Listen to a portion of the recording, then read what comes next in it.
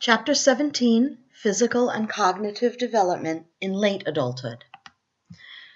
Okay, here we're talking about old age, 65 and up. However, one very important thing to keep in mind is that older people have much greater variability in terms of their health and their functioning for a given age than at any other time. For example, two toddlers, two children, very similar in their abilities. Two young adults, probably pretty similar in their abilities. By the time you get to 65, some 65-year-olds have full functioning, no chronic problems, very, very little impact of senescence. Others can already be very debilitated from illness. And so when we talk about older adults, it's much more important to look at functional age, meaning how you're doing in terms of functioning rather than your chronological or calendar age.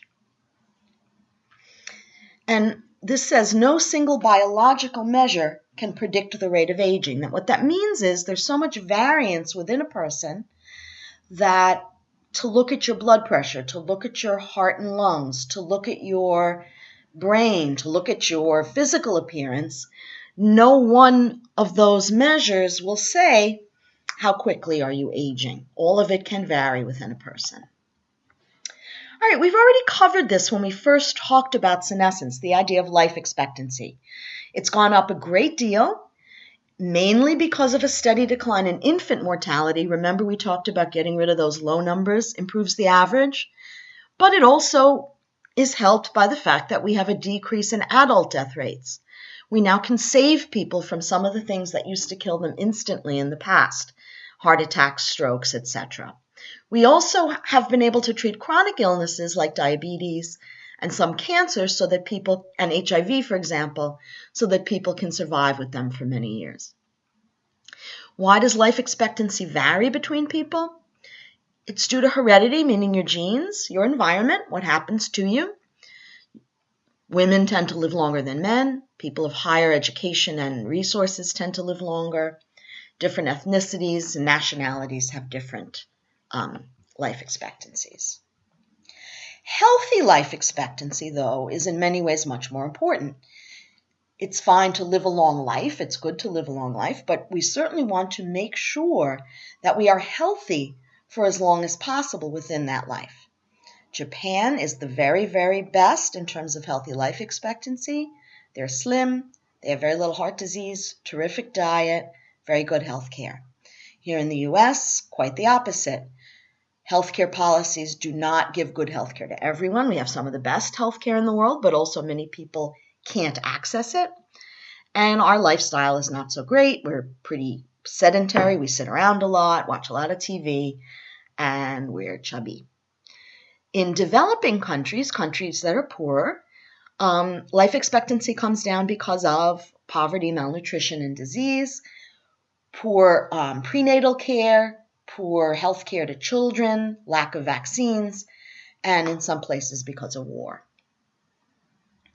All right, this just shows that the US, despite being super rich, is lower than pretty much all of Europe, much of East Asia, and even lower than Costa Rica, a much poorer country in Latin America, in terms of healthy life expectancy. Maximum lifespan. What's the longest that a human could possibly live? Well, the oldest verified age, a woman in France named Jeanne Calment, died at 122.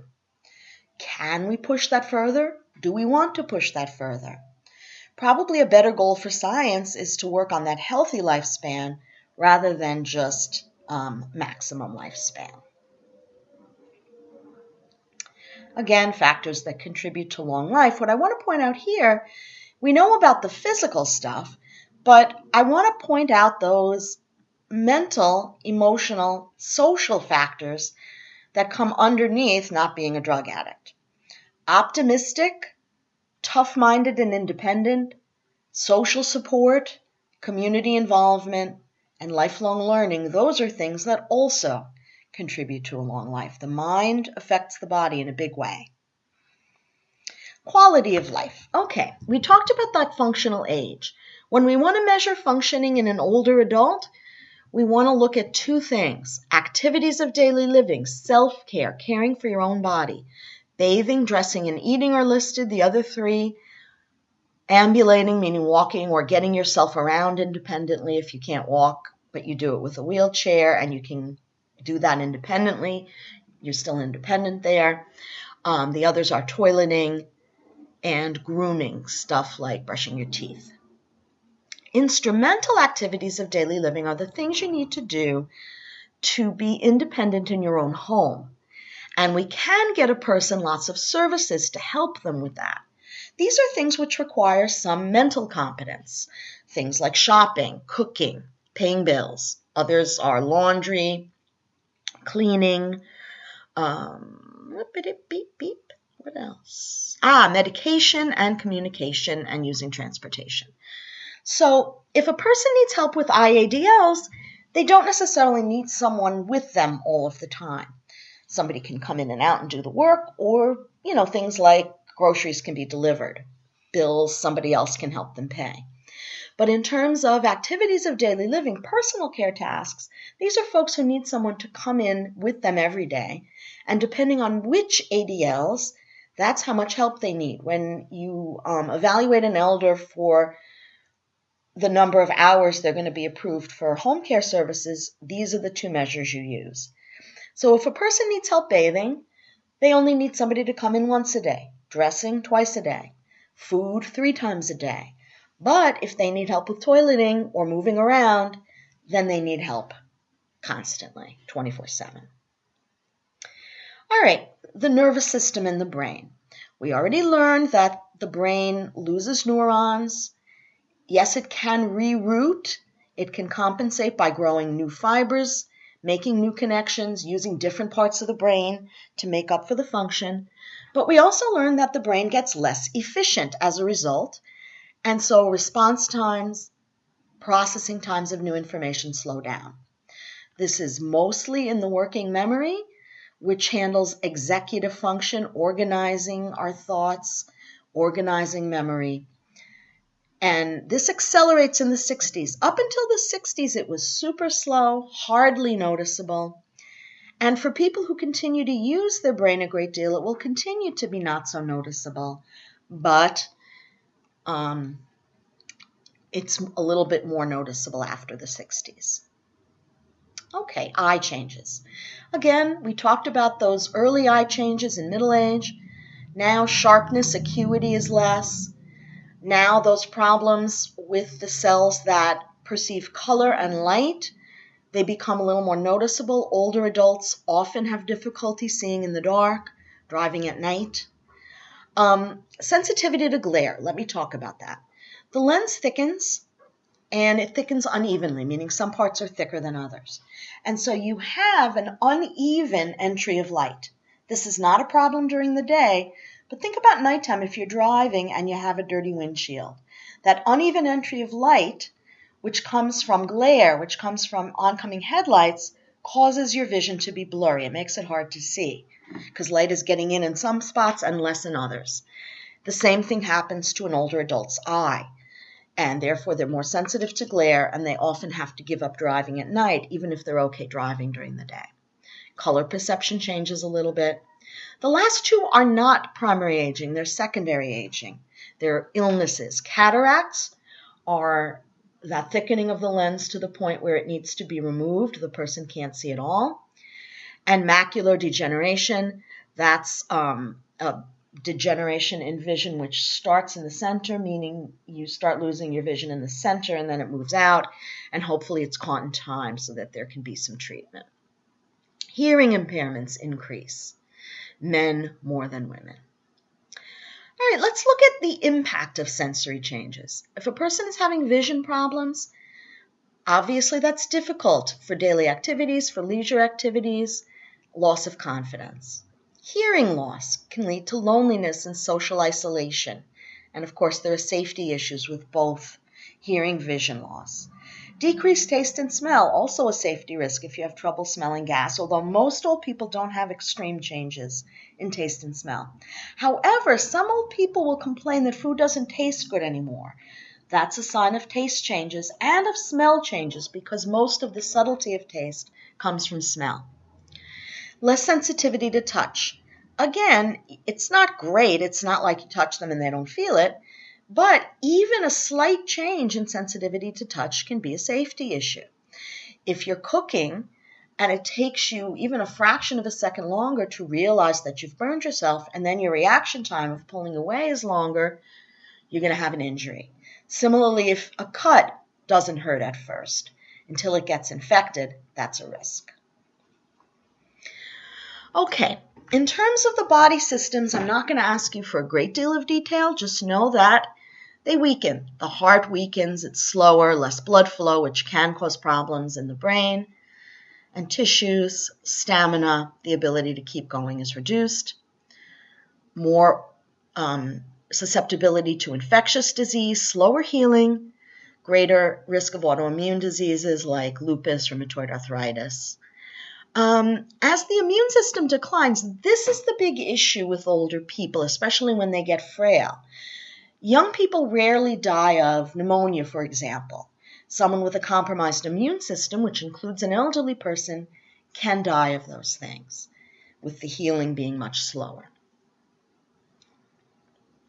Sleep. Okay, there's a lot of misconceptions about sleep in the elderly. We know that they tend to wake up early and go to bed early. Just like teenagers shift towards going to bed late and getting up late, older people naturally shift to an earlier schedule. They continue to need the same amount of sleep. However, a lot of old people complain about sleep problems. And again, that's normal. Difficulty falling asleep, waking up during the night, or sleep apnea, stopping breathing during sleep, which interrupts sleep and could be dangerous. So some of that is natural, but some of it can be dealt with changing of habits, having a consistent bedtime, getting exercise, making you more tired, and using the bedroom only for sleep, not kind of watching TV in bed, which people think will help them fall asleep, but it actually has the opposite effect. It interrupts your sleep. Okay, physical appearance. Of course, that changes a lot with age and mobility, getting around. Your skin is thinner. You can get age spots, it wrinkles. Ears, nose, teeth, and hair change. Interestingly, ears and nose, anything with cartilage, gets a little larger with age. It's not like your nose is suddenly giant and your ears are suddenly giant, but they change a little bit. Muscle strength declines, bone strength, bone density drops. Young people never break a hip because it's such a sturdy bone, but older people, particularly those with greater bone loss, can break a hip. So that's helps you understand the difference, the change in bone. And of course, flexibility decreases. All right.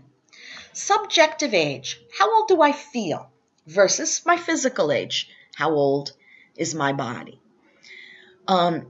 Obviously, to get your subjective age to be younger, you need a good attitude. You also need good health. And you need good coping strategies. Compensation is a huge, important coping strategy for the elderly. Rather than complaining about what you can't do, it's good to try and figure out how to keep doing it in a new way. Maintaining a sense of control, trying to be a problem solver. Assistive technology. There are plenty of items out there to help people function. If you're unsteady, if you're losing your balance, get a cane. Then you can walk again. If you're having difficulty hearing, get a hearing aid. Then you can hear. If you're not flexible and you're having back problems and so it's hard to lift up your arms to reach things, get one of those grabbers, etc. The concept of person-environment fit is just one line on this slide, but a very, very important one. And so I want to focus on it and emphasize it. Throughout our lives, we function best when our needs and our abilities fit our environment. And what we want is for our environment to be not too stressful. We don't want something so challenging we can't function, but we don't want it to be too easy or we get bored. We're not challenged and we decline. This is especially important for an older person who's facing a loss of abilities. You want to make sure that their environment is not too challenging for them so that they're overwhelmed and they're unsafe and they give up. But you don't want it to do everything for them either. You want them to have to continue to function. And so you need an environment that has a little bit of challenge, but not too much challenge. Stereotyping. This is a very, very serious problem.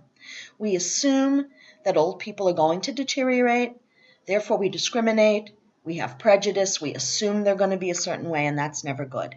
Some cultures value the elders more than others, and it can lead to what's called stereotype threat, and this is true of any prejudice. The group of people against whom there's a prejudice or a stereotype begin to feel threatened by that stereotype, and they don't want to be seen as meeting that stereotype. We talked about this a bit in class last time. We talked about, I talked about the ethnic stereotype of against a Jewish person that we're cheap and we like money. So stereotype threat would be a Jewish person is constantly worried that if they mention money at all, other people are going to take it the wrong way. This increases physiological response to stress and it reduces functioning. You actually can have people spending too much money or not watching their money properly just to avoid the stereotype.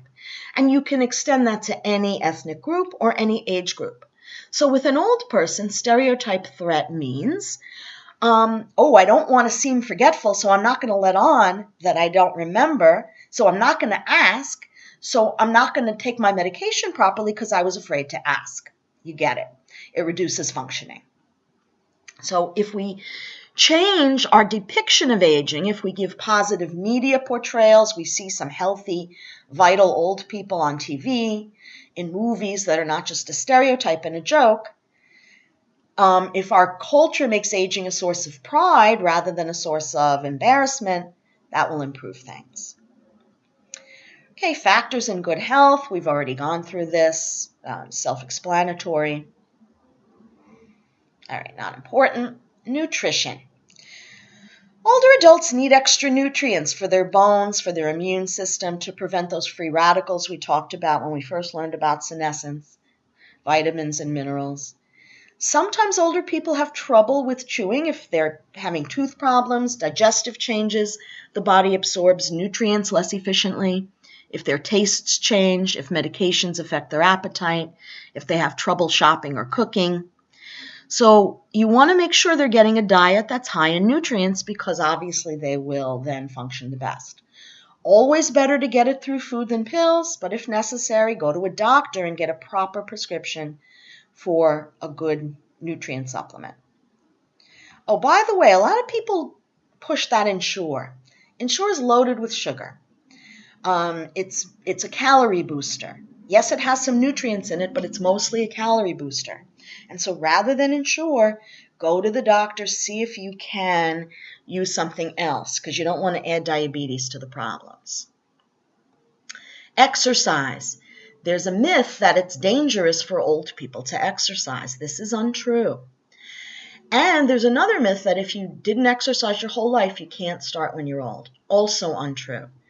Even sedentary older adults, people who mostly sit around, show improvements if they exercise. They're not just physical, they're also cognitive, and of course you feel better about yourself.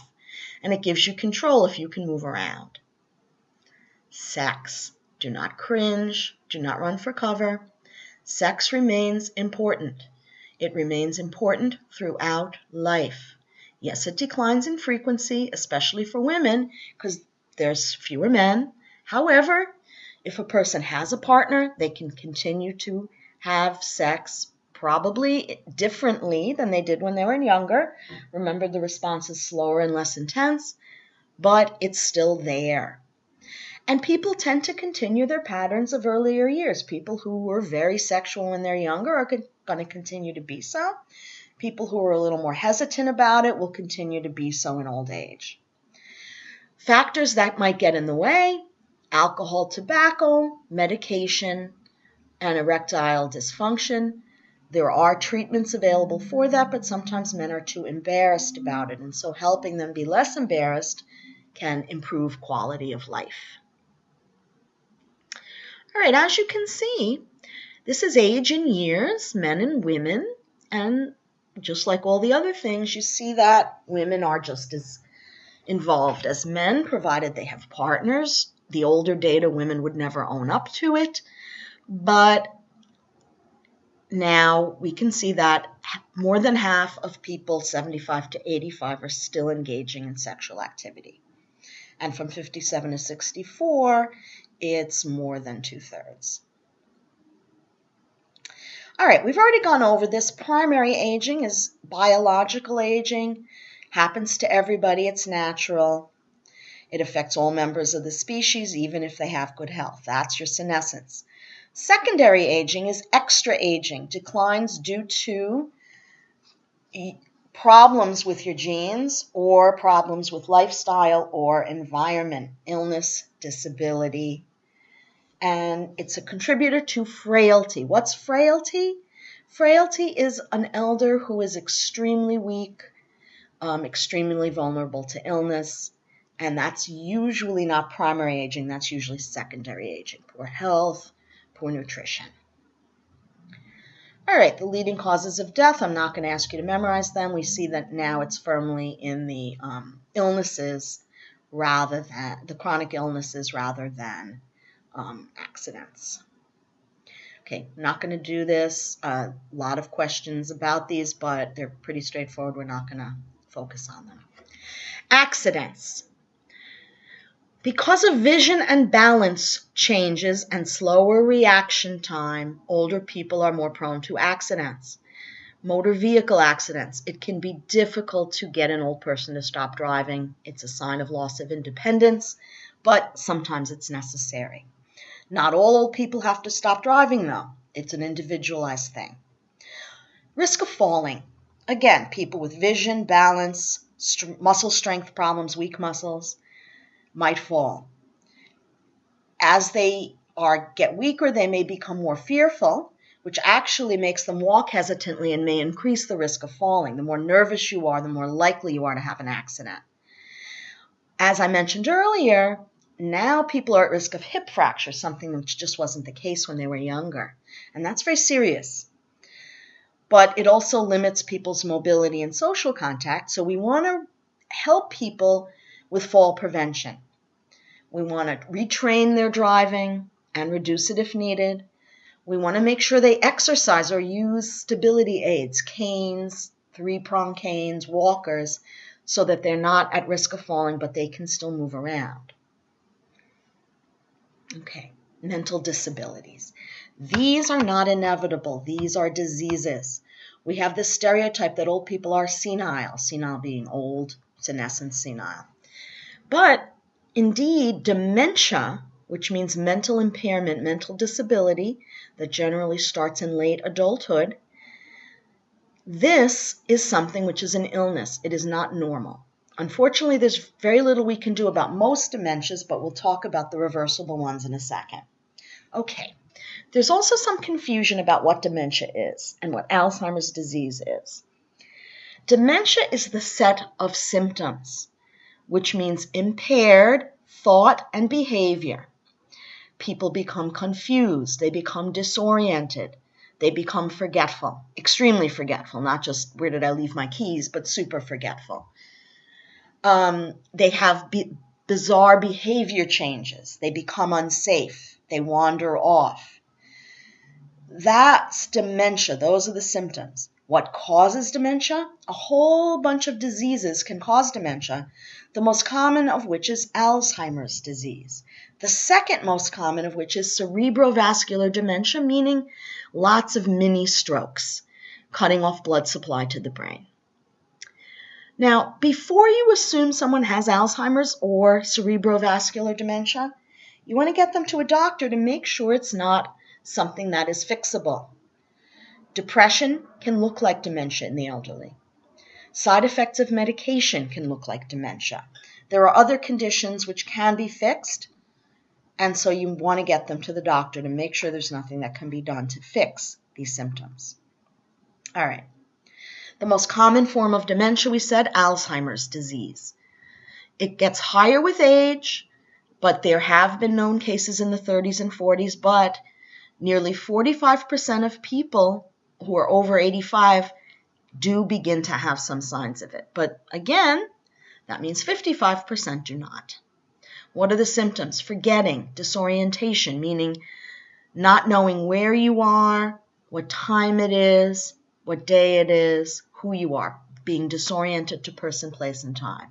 Changes in personality, depression, motor problems, being clumsy, problems with moving, delusions, strange thoughts, speech problems, being prone to infections.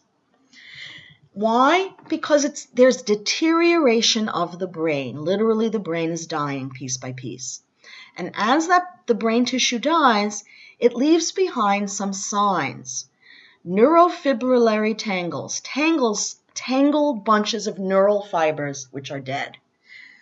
Amyloid plaques in the cerebral cortex. A plaque is like a deposit on the brain made of amyloid protein.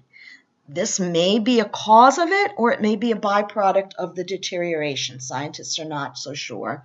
And of course, synapse deterioration, poor communication between the neurons. What are the risk factors? We're not 100% sure of the cause, but we do know that some forms of Alzheimer's runs in families. We know that a high-fat diet might be harmful. There are other lifestyle factors.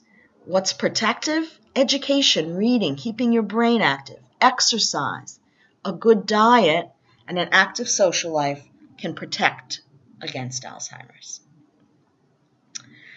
Caring for someone with dementia is much harder than caring for someone with physical illness. They're not cooperating with you, they're acting crazy, they may become suspicious of you and combative, try to hit you because they don't know who you are and you're trying to change their diaper. And of course, once they stop recognizing you, that's difficult too. Wow, I'm doing all this work and they don't even appreciate it or know who I am. Weird behaviors. So how do you help people with that? Number one, you need to give them help. No one can do it alone. They need respite, a break. The more knowledge they have about the disease, the more they'll understand that these weird behaviors are not on purpose, and they'll feel a little better. They need help. They need good coping strategies, good skills, education on how to calm a person with Alzheimer's, and professional help with intervention programs. Respite means you get a break, either for the day or even overnight. Person comes in, relieves you, you can go on vacation, you can go about your business. Or there are nursing homes that offer respite. They'll take the person temporarily so you can get a break. Long-term care in late adulthood. As people get older, it's more common to need some sort of professional long-term care. They may lose their support network, friends, relatives, neighbors die, or their disorder may be so severe that their family can't handle it, or their family's too small to handle it. Use of long-term care varies by socioeconomic status. Obviously, if you have more money, you can hire more people. And it varies by ethnic groups. Some ethnic groups don't believe in it, but as I've mentioned over and over, it's not possible to care for an elder alone, so really people ought to start believing in it. What are the alternatives? Home care by the family, assisted living, meaning the elder goes into a place that offers some services, but they still have an independent environment. Home helper systems, people coming to the house to do some chores. These are for people with IADL impairments, cooking, cleaning, etc. When people need personal care for the body, you need more hours of help, and you would either need a home health aide or a nursing home. All right, this is super important. Selective optimization with compensation. This means that the elderly person continues to function well despite their decline. And actually, selective optimization with compensation is something that everyone uses. It's a coping strategy we can use at any point in our lives when we run into trouble doing something. Okay, let's look at the three words there. There's with, but we know what that means. Selective means to be choosy. To be selective is, I'm not going to do just anything. I'm going to be choosy about what I decide to do.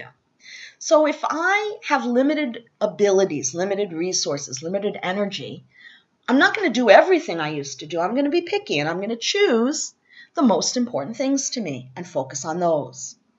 And old people often do slow down and limit their activities. Optimization. To optimize is to make something as good as it can be.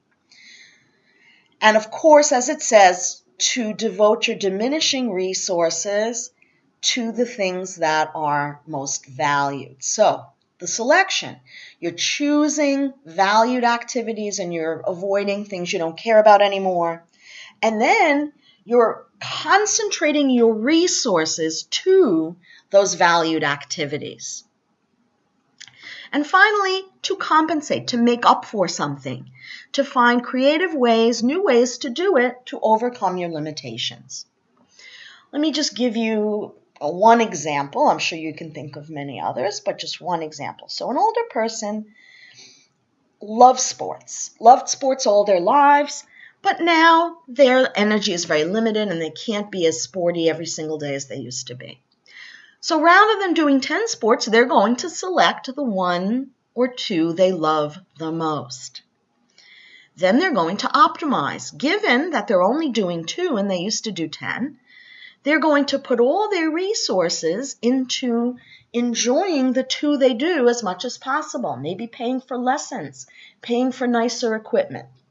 And then they're going to compensate. Let's say golf is one of the ones they love, and they get tired walking around the whole golf course. We're going to optimize anyway, so why don't we compensate? Why don't we spring for the golf cart? Or let's say our clubs are too heavy, so we're going to get the ones that are lighter, right? So I now am putting all my resources into getting the most enjoyment out of my more limited resources. Okay. Changes in memory. Okay. Deliberate versus automatic. Deliberate on purpose, automatic just happens. Deliberate memory, things I actually sit and try to remember. Automatic memory, it just comes to me. Okay. Automatic memory is always easier for everyone, and it has very few changes in old age. Your automatic memory, things that just come to you, stay about the same. Whereas your deliberate memory, trying to remember, that changes. That gets, because of the slower processing and because of the changes in attention and efficiency of processing, it's a little harder to remember on purpose than it used to be. Okay, so let's look at the left list. Episodic memory. Episodic memory is memory for episodes, for things that happen. What did you eat for lunch last Tuesday? That's episodic memory. And even young people have trouble with that unless there's something that stands out about the event. For example, let me just give you an example. What did you do last month on the second Tuesday? I don't know. Most people don't know. What did you do on Tuesday, September 11th, 2001? Suddenly people have a much more detailed picture of that particular Tuesday because a huge thing happened and it's memorable. So episodic memory for ordinary events is difficult, and it's even more difficult for the elderly than for younger people. It's harder for them to remember. They may remember bits of it. Oh, I think I went to the movies. Oh, what did I see? Who was I with? What time was it? Right? So you kind of might remember part of it. Recall declines. It's harder to remember the source of the information, meaning who told you. You might say, I was reading someplace, or somebody told me. You remember what they told you, but not who told you or where you saw it. Temporal memory suffers, memory for time. So in other words, I know I have to go to the doctor, but what day was it? Or I know I have an appointment tomorrow, but what time? That's what it means by temporal memory. Automatic memory is easier. Recognition is easier than recall. Multiple choice is a recognition. All you have to do is read the answer and say, oh yeah, that sounds right. Whereas recall, actually coming up with it, without a hint is harder. So giving people environmental supports, hints, helps with memory.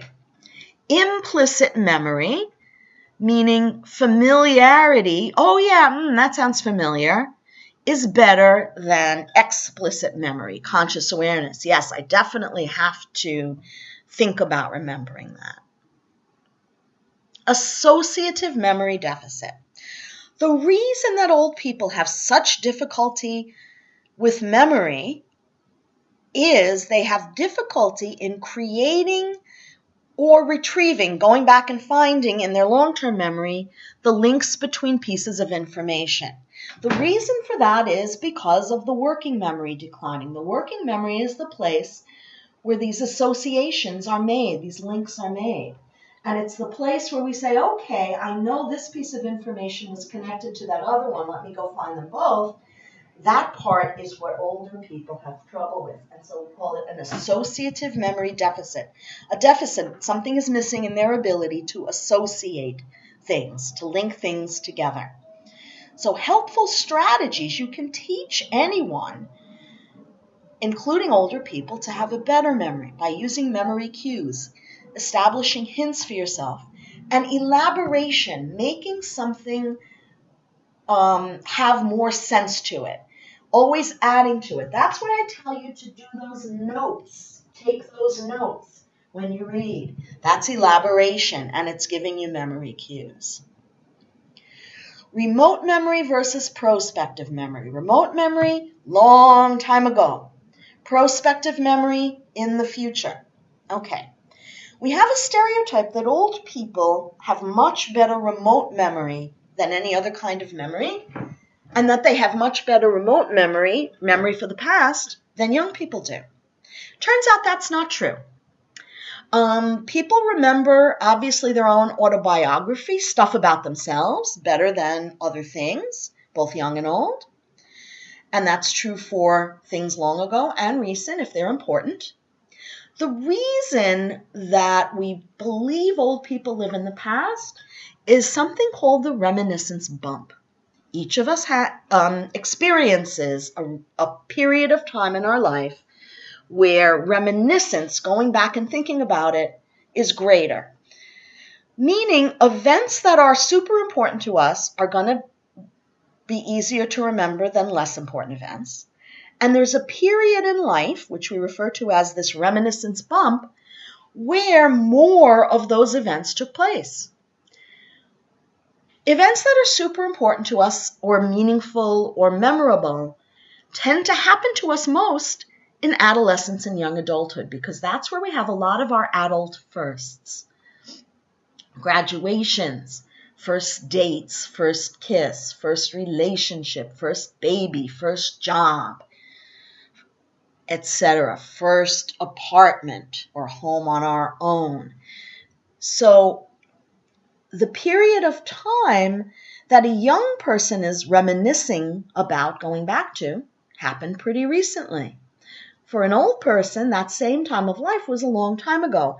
And so they seem to be living in the past, right? They want to tell you their important stories, not, well, yesterday I went to the doctor. They know you're going to be bored with that. They want to tell you about their first date, just like you want to tell them. But yours happened recently. Theirs happened long ago. So they don't live in the past. It's simply a phenomenon of all people. That's where your memories are.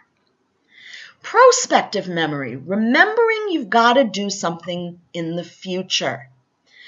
Older people are a little worse at this than younger people.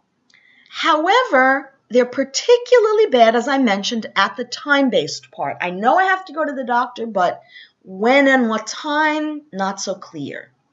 However, older people actually seem to be better at it because they are more conscientious about it, and they are more likely to use reminders. If they don't use reminders, they risk repeating the action, doing it over and over again. That's why old people often have those pill reminders. You don't want to take your pills twice, so you have a reminder that you did it already.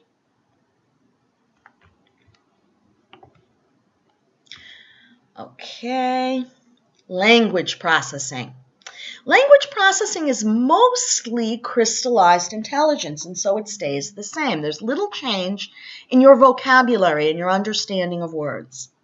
The only changes in language processing are the parts of language processing that are fluid intelligence, that use your working memory to go into your long-term memory and find the right words, or planning, executive function, planning what to say and how to say it. Tip of the tongue. God, what's the word for that? I know it. It's on the tip of my tongue. That happens a lot more as you get older because of this problem, going back and searching in your long-term memory to retrieve the words. Again, just as a reminder, why does this happen? Number one, less efficient processing, slower processing. And number two, more crystallized intelligence, a bigger storage in long-term memory to run through to find it. Combination of both. How do you compensate when you're old for this problem of retrieving words and planning what you say? You might speak more slowly, just slow the whole thing down. That always helps. Use shorter sentences and represent the gist, the main idea of the information without as many details if you can't remember the details. Problem solving. Are older people still good problem solvers? We said middle-aged adults are terrific problem solvers. How about old people? Well, real problems tend to do better than hypothetical what-if problems. Everybody does better on things they're familiar with. That makes sense to them. And this is a greater issue among the elderly who have trouble sort of processing something new. Remember that fluid intelligence. So they're good at managing activities of daily living. They're good at family relationships. Some hypothetical, what would you do if, they might struggle with a little bit more depending on the person and depending on how familiar it is. So it's good to extend your adaptive strategies for problem solving. Good relationships, use experience, consult people, and collaborate. Get advice, get help when you need it. Wisdom. Okay, what is wisdom? It's the breadth and depth of practical knowledge. So you need to know a lot to be wise. But it's not just knowing a lot. It's the ability to reflect on, apply knowledge to improve life. Wisdom is a good advice giver, right? When we say someone's wise, we say, wow, they know how to figure things out. They know how to solve problems. They know a lot, but they know what to do. They know how to apply it. And I'll ask them for advice. They're good listeners.